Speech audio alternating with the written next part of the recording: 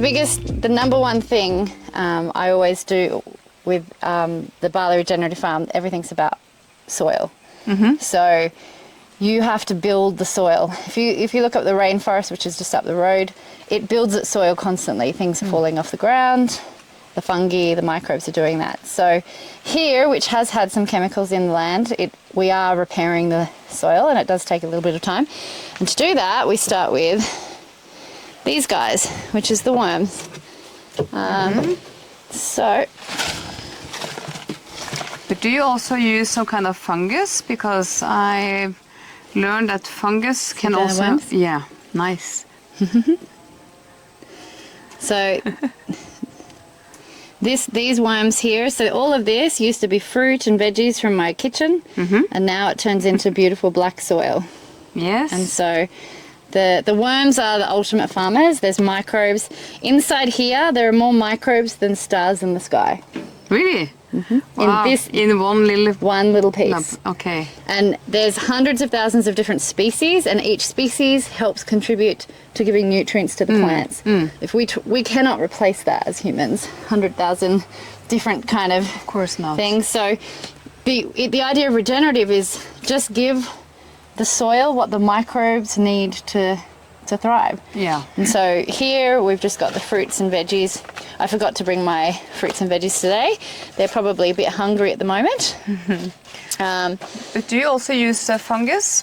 Because I know fungus can also help regenerate the soil really fast and also take out the some of the bad stuff from the chemicals. Yeah, there'll be fungi in here. I don't necessarily add fungi because we're old rainforest. Rainforest is majority fungi. Okay. I want to move to, if you're growing vegetables, you want to be more bacteria, sort of even bacteria and fungi. Okay, cool.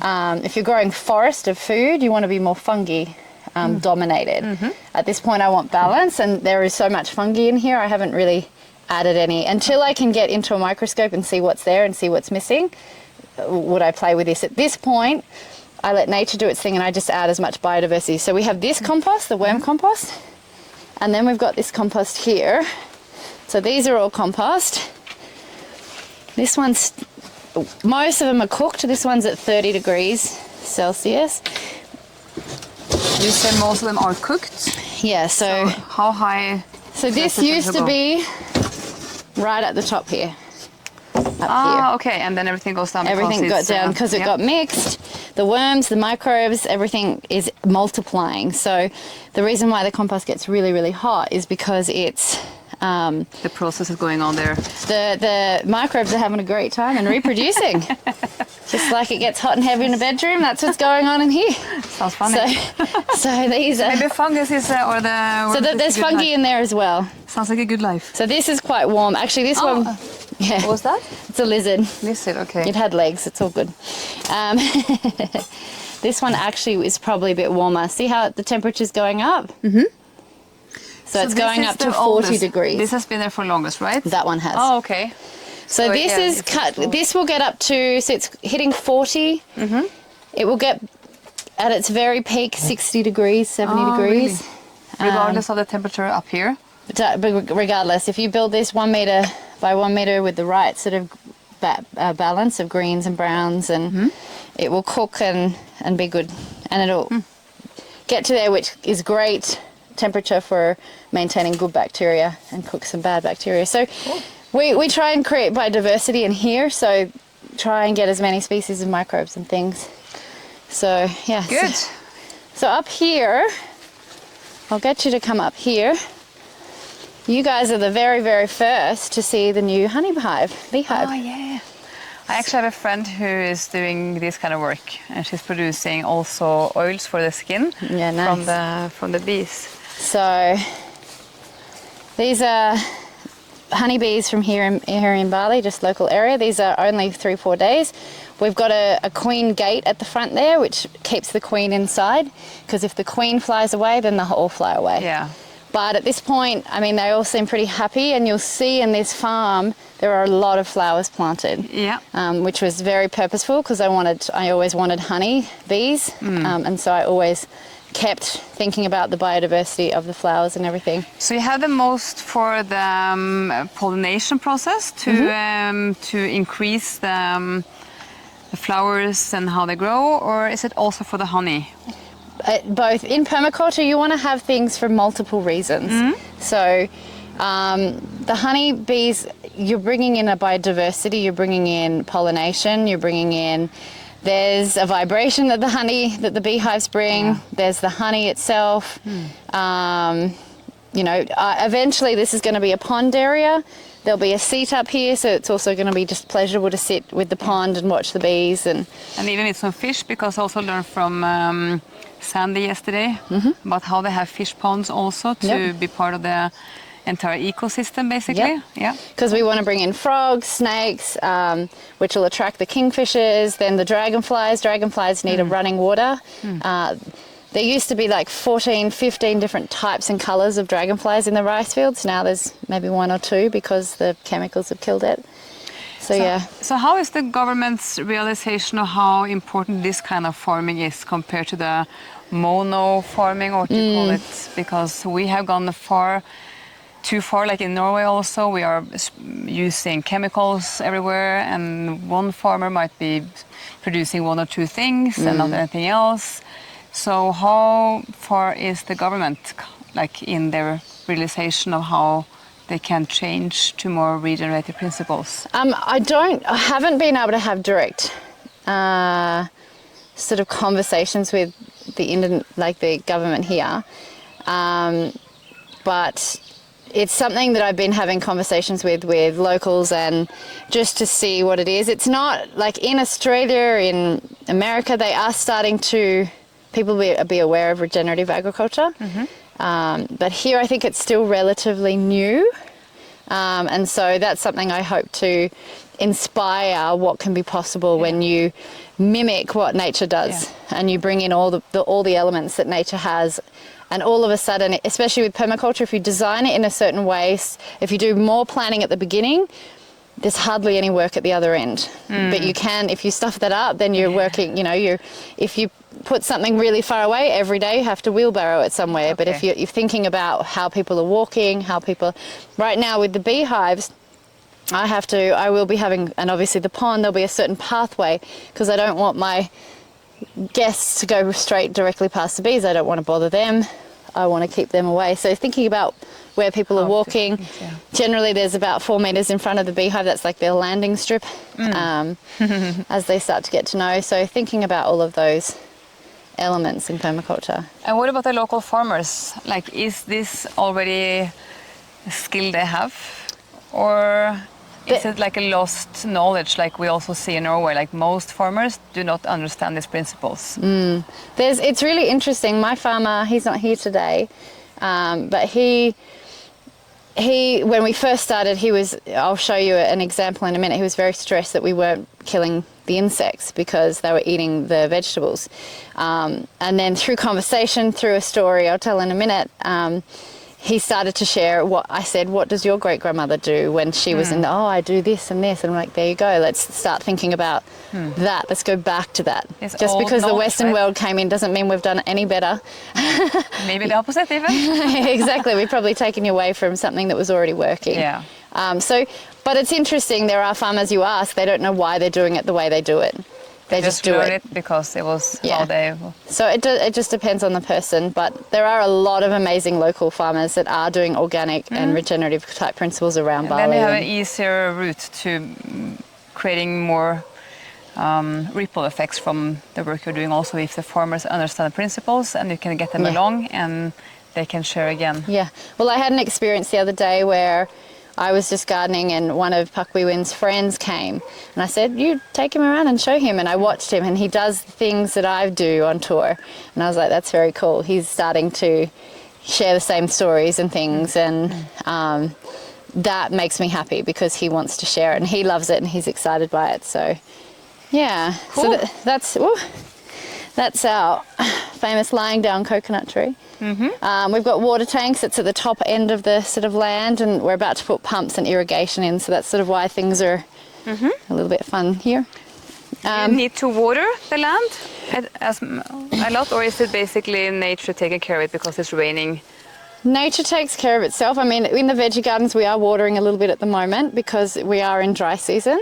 Yeah. But you don't need to do as much if you're covering the soil. So you should see, apart from right there where we've just put the bees, you should not see any bare soil on this property. That's one of the main, there's 5 principles of regenerative agriculture, and one of them is always covering the soil. Yeah. If you look at nature, if you take away bare soil, the very first thing she does is she makes sure something that grows fast and with leaves can cover the soil really, really quick. And so that's what weeds are. She's just trying to protect herself. Okay. And so if you cover it, you have less weeds because the microbes are good, they're safe. I also learned about something called hygelbed. I don't know if you know. Hugelkultur. Same name maybe in English. Yeah, it is. Where you build up with logs and sticks. Yeah, and then you will have more humus staying in the ground, so you don't have to water all that much. So I had my first hygelbed made last summer. Good. There we go. It's a small experience. Well, it is. It's naturally what happens. Things fall down. You're sort of going. I mean, nature generally doesn't dig something up and bury it, but it's the same process. You're accelerating and you're allowing there to be enough nutrients and food for the microbes to grow, to be happy in your gardens. It's extremely much knowledge. Like it's not easy just to start a farm like this. Yeah. Oh, we got a strawberry, but it's a little bit early. Yeah, I see. I thought I saw one to give you, but it was not quite ready. So here we have... Come back another day. We've got 3 tropical blueberries here that we're experimenting with. They should start flowering in the next 12 months. And we matched that with some... These 2 particular plants, these are strawberries at the bottom, both like acidic soil, so we're sort of companion them. We're talking about companion planting. We put them together. These, when it comes to things, these were also planted with my family. So my brothers came and we planted together. So it's really nice that my family are part of the garden, which is very cool. And is it so that when you grow food like this, you put things together, you will also have more food from a smaller piece of land? So like if you have a small like kitchen garden around your house, you can grow quite much food if you use these principles, right? Compared to the traditional or the more modern way of exactly. farming. One of the principles of permaculture is to use the living edges. So for example, here I have a living fence, and it's not only protecting from people coming in, it's growing food. So you can see the raspberries. So we have a raspberry. Okay. It might be, that one might be a little bit bitter. Get another one. So yeah, so I use this as a living fence as well as food. Cool. You're right. So if you want to come in, just watch, because this is very spiky and it will grab you. It will tear at you. It needs to be cut back a little bit. Let me grab you a couple more raspberries. Because these are growing really, really fast, right? Yeah, these are wild in the forest. Yeah, we have the same, I think, or approximately the same in Norway. But these aren't as juicy as the ones we know in the Western world. Do you want a raspberry? So in here, oh, you can't. They are sticky. You're right. Careful, they're really, really spiky. Everything is spiky. So, got it? Yes, thank you. So inside here, you'll see that there's nothing is sort of monocropped, which like a cherry tomato. Absolutely, I will try it. That one might not be as sweet. But you'll see everything, there's flowers in amongst. We've got garlic, we've got Chinese cabbage, we've got flax seeds, we've got kidney beans, we've got heirloom tomatoes, we've got marigold. And so everything is just growing together. At this point, we're in our experimental stage. I'm pretty much planting anything and everything because I want to create biodiversity. I want to see how things grow, what's coming up, what's happening. And we're letting a lot of things go to seed. You'll see the bees are on the honey, on the flowers. So when they go to seed, they create these beautiful flowers, and that's what the bees love. It's very non-traditional in the point of it's not neat and tidy. You know, the Western world, we get used to these very neat rows, very neat garden. Same things in the same area, yeah. Whereas this is a little bit more chaotic. As a systems person, I can actually get a little bit like, things are out of the lines. But there's also a joy that I have that everything is everywhere. And, you know, we have the sunflowers, French marigold. There is just so much biodiversity here. And how huge is the land? It was 15 ara is what you'll see today, but then I'll point out the actual main boundary, which is 140 ara. So this 15, how much food can it produce? Like when this is fully up and running? For this particular piece of the land, I'm hoping that I can be self-sufficient for me. This isn't to sell for farming. There is obviously always an excess, so I bring it to friends and family at this point. The bigger part of the land will be where it'll be more commercial and I'll use that for farming. But at this point, this is experiment, this is repairing the soil, this is ideally, I eat a salad from here most days. So. And how much time do you spend working on this land to grow all of this and take care of it? I have a farmer because I work online a lot. So he works 6 days a week. And so that's very helpful. So it's full days, 6 days a week to keep this going? Well, we're doing a lot. It's not just to do the gardens. We're trying to build a lot of aspects here. We've just put the bees in. We've got to put the irrigation in. So it's those, because I'm pretty much working 6 to 7 days. So I'm not even doing weekends when normally you would have. So, but I'm building it so that eventually, if I need to, I can just sort of run it. But yeah, so we've got the cucumbers we've planted some beans to replace the energy that the cucumbers are growing. We've got chocos. Have you seen these? I'm not sure actually how it is. It's like a zucchini and a pear had a baby. Oh, okay. They don't have much flavor, but you put them in a stir fry and they're really, really great. The Filipinos use it as a meat substitute. Because it just grows easily. It's a fruit or a vegetable?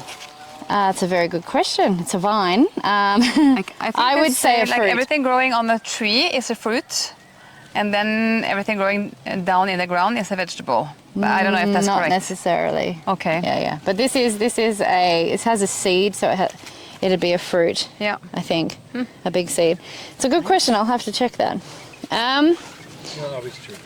Yeah. Because I'm used to saying that tomatoes are a fruit. Are a vegetable, but it's actually a fruit, right? It's a fruit. Yeah. Avocado? Avocado is a fruit. And do you know what a banana is? I would call it a fruit. No, well, do you know that it's not a tree? Bananas don't grow on a tree. It's actually pretty much a grass or a herb. Really? Yeah.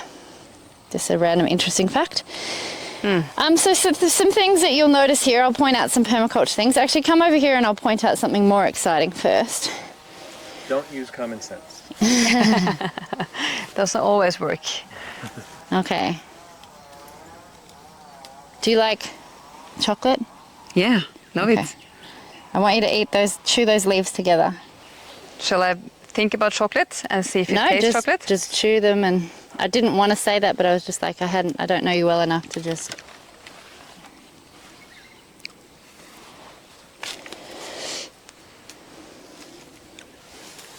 It's sweet. Really good. So this is stevia. Ah, yeah. And this is chocolate mint. Put them together and you've got your own little 3 o'clock chocolate. Healthy chocolate. I think it's a bit more healthy than the chocolate I normally eat, looking for my sneakers. Exactly.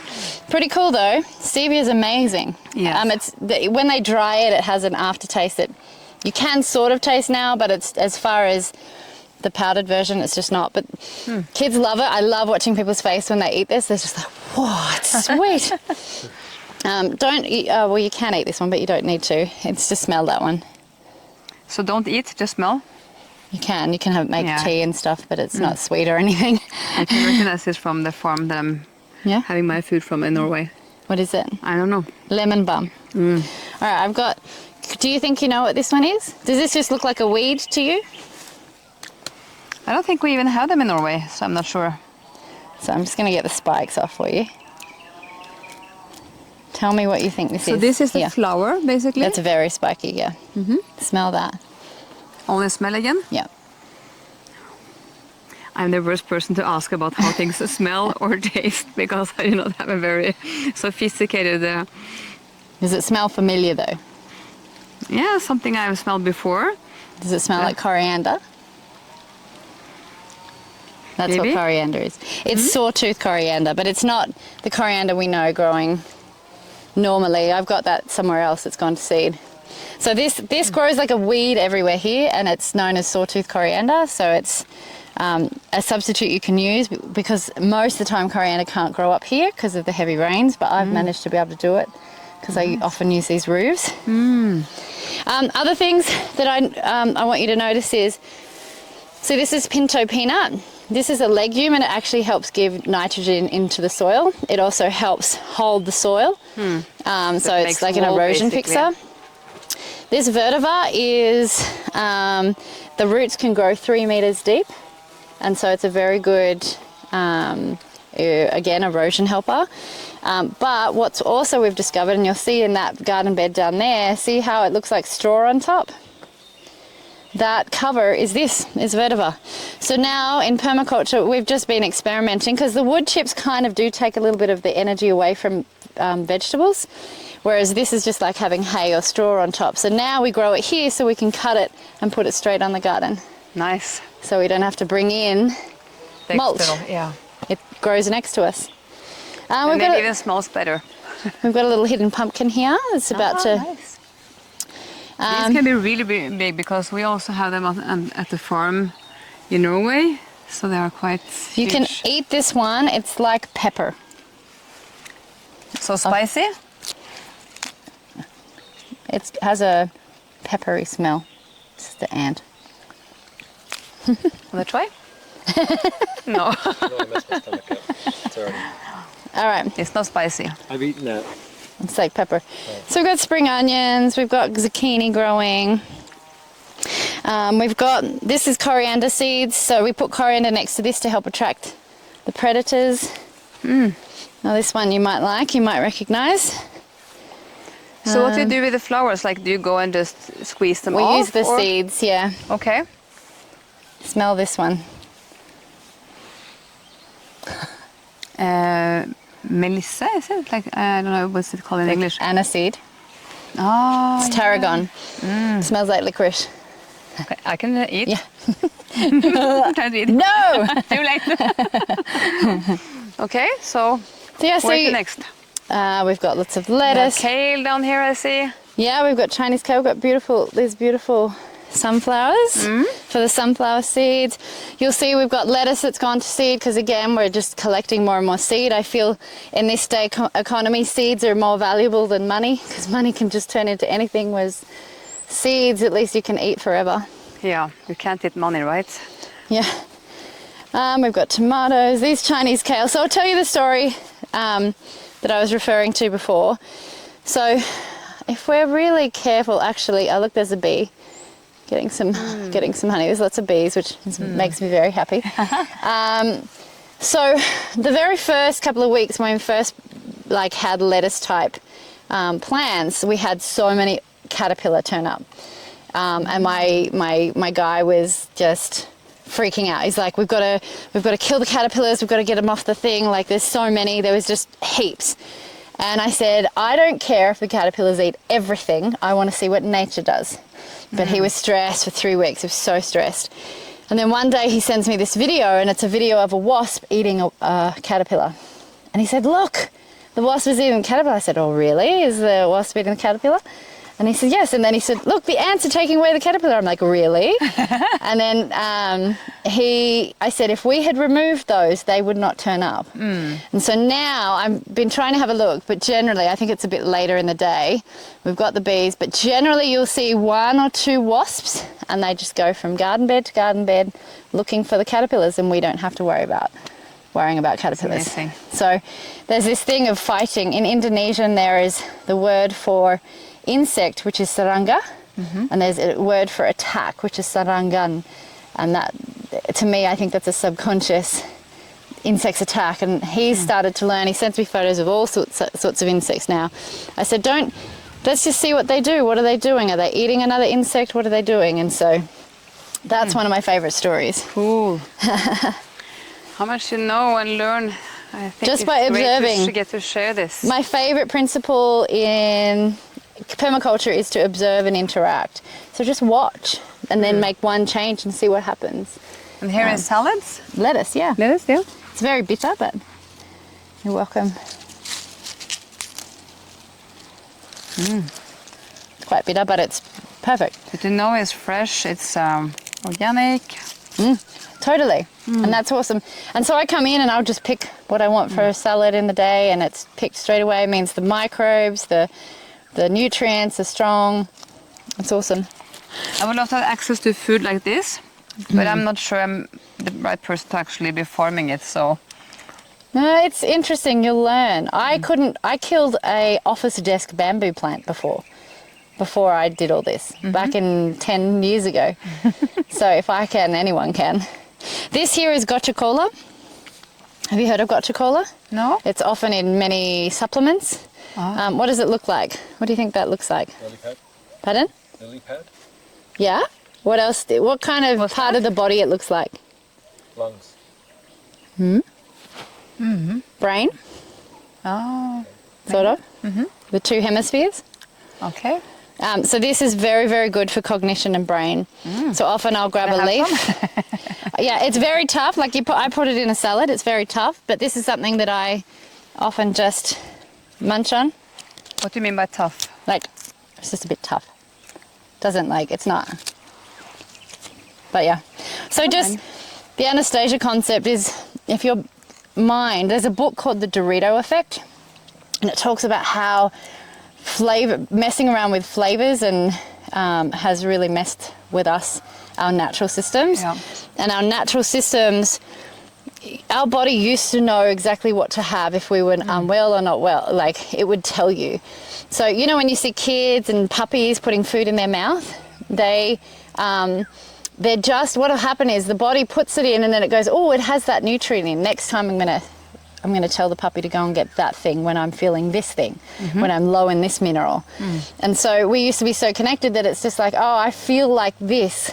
And it's because your body's saying, well, I had some of that and I know that it's good for this. Your body has a very awesome intelligence to be able to... If you actually use it. But we get distracted by the advertising and the blinking and the colors and the discounts and the when we should just be listening. What does my body feel like right now? Nothing, or actually I feel like this. It's trying to tell us. And maybe even be mindful when you eat something, because if I really have a cravings for chocolate, and if I have a piece of chocolate, and I really try to be mindful and in like, how does it taste? Is it good? Do I want it? It actually doesn't taste that well. And then I maybe have some fruit or vegetable, and I really do the mindful eating of that, and asking, is this tasting good? Is it good for me? And actually it starts to taste better than the chocolate. Yeah. So the mindful part can actually help as well to make the proper choices for what to put in your mouth. Totally. We just throw in some stuff, easy sugar, salty stuff, and the brain is having this party. Exactly. But then you just feel crap afterwards. Yeah, exactly. That's so true. Is this okay? They're not well at the moment. There's quite a lot of... there's still a lot to fix in the soil. And so we're going to be doing some biodynamic sprays, which are sort of different types of compost sprays. Because I want to start to, I think there's definitely a little bit too much fungus in here, especially when I added the wood chips. We had so many mushroom come up, it was hilarious. But yeah, so there's things that I just keep watching, but where it was 2 years ago to where it is now, the veggies are looking even more amazing. So you can see the improvement. I, of course, walk around and to see all the things that I need to do and all the things that are wrong with it, but it's definitely improved. Yeah, and so you can see these guys are having a bit of trouble. There's a lot of ants that are attracted to the sugars in the corn. Yeah. So then wait and see how you can do a little bit of interaction, but not too much, and see how the nature takes care of the rest, maybe. Exactly. Yeah. Nature will eventually. So we've got papayas. This is sort of our little fruit, and we're going to go down this way. This is our flower garden, even though we've got flowers everywhere.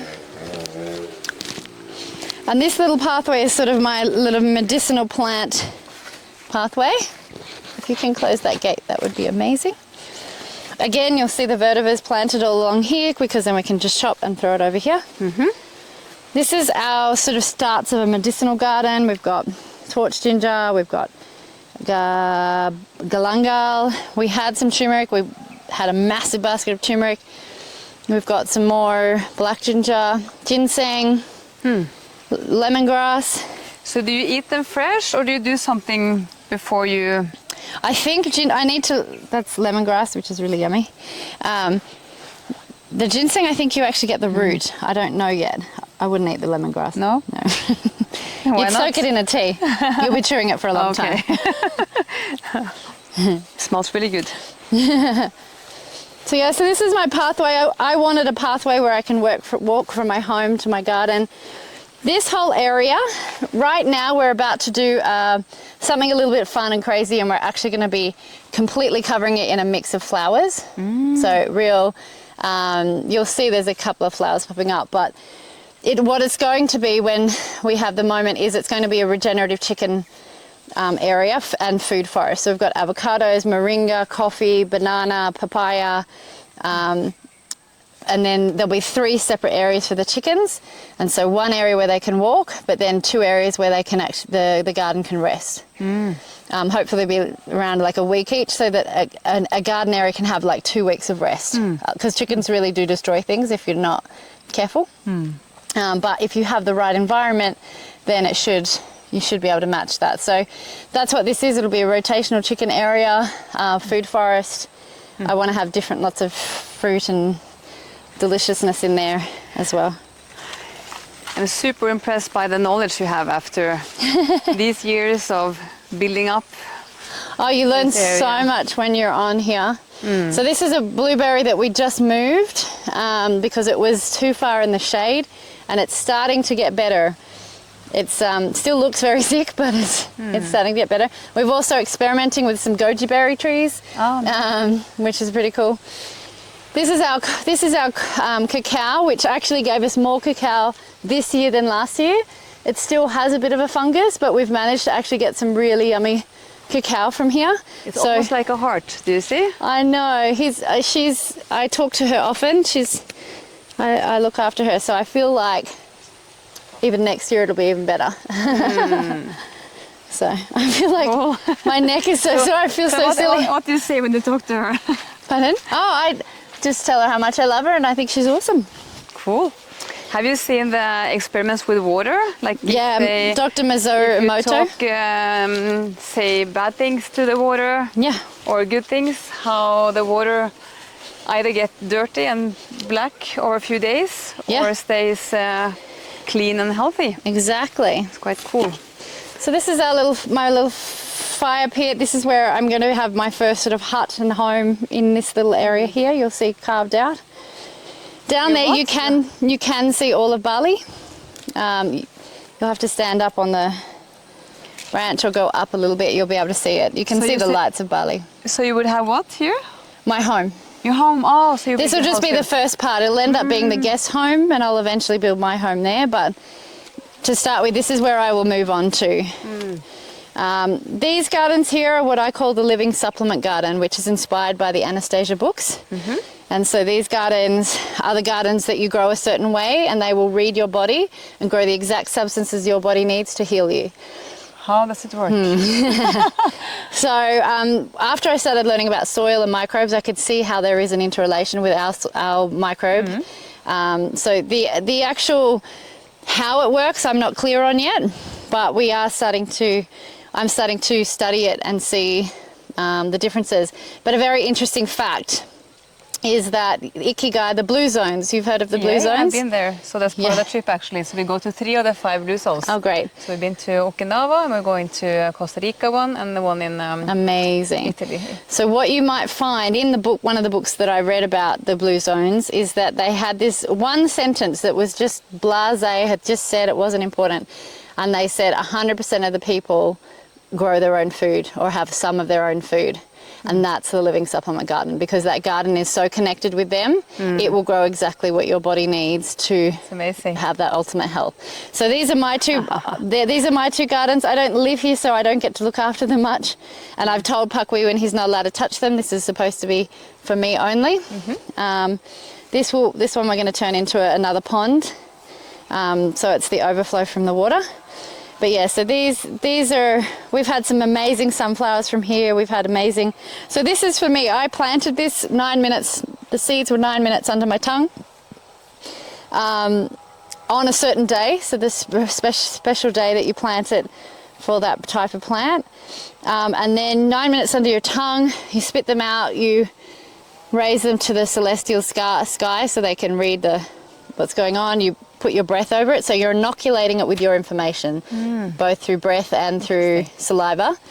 And then you plant it, and then you don't water it for 3 days because it needs that information from your thing.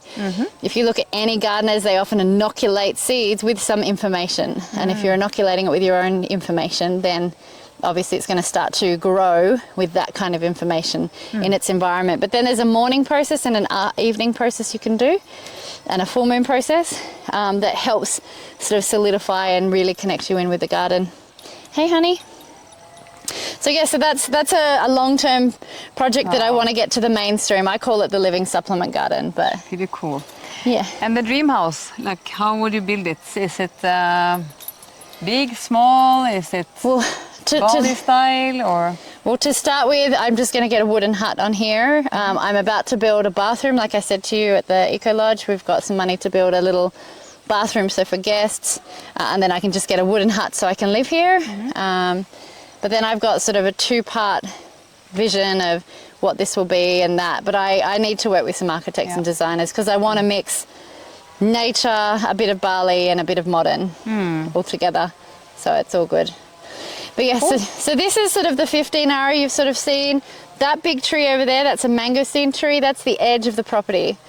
So from there right back up to the road, all through here is going to be the syntropic agroforestry. The far corner will be that shop, cafe and education centre, which will be right on the road over there. And then I'll have hidden in there 4 sort of little self-contained units and stuff. And I may even have like a little hostel kind of thing, so for people who want to come and just learn, and we're happier with a bunk bed and, you know, pay a very cheap amount. And so if I come back in 5 years, hopefully it'll all be running. Cool. Look forward to it. My big house, which will be there eventually, that might not be done, but everything else should be. So the house for you will be the final thing to do. So I'll live here, I'll create this particular thing that'll be enough to live in, but it'll eventually be the outdoor entertaining area and a guest house. And then my house will be there, looking down there. Yeah. I mean, pretty much anywhere he has a good view. But yeah. Perfect. So much cool things. Like, I really like this. And I think the knowledge that you have, and to get to share some of that. So many people are into these kind of things these days, because we need this knowledge and the ways of building up some sustainable solutions for people, both for their health and access to fresh food and life quality, actually. I believe that we can have a modern lifestyle and thrive with nature. It doesn't have to be exclusive. I think it's important to have the combination. Yeah, exactly. We don't have to go back and be caveman. I mean, I'm, you know, I've moved a little bit away from the city. I know, I recognize that, but I do want to show that you could do this anywhere. Yeah. Cool. Thank you so much.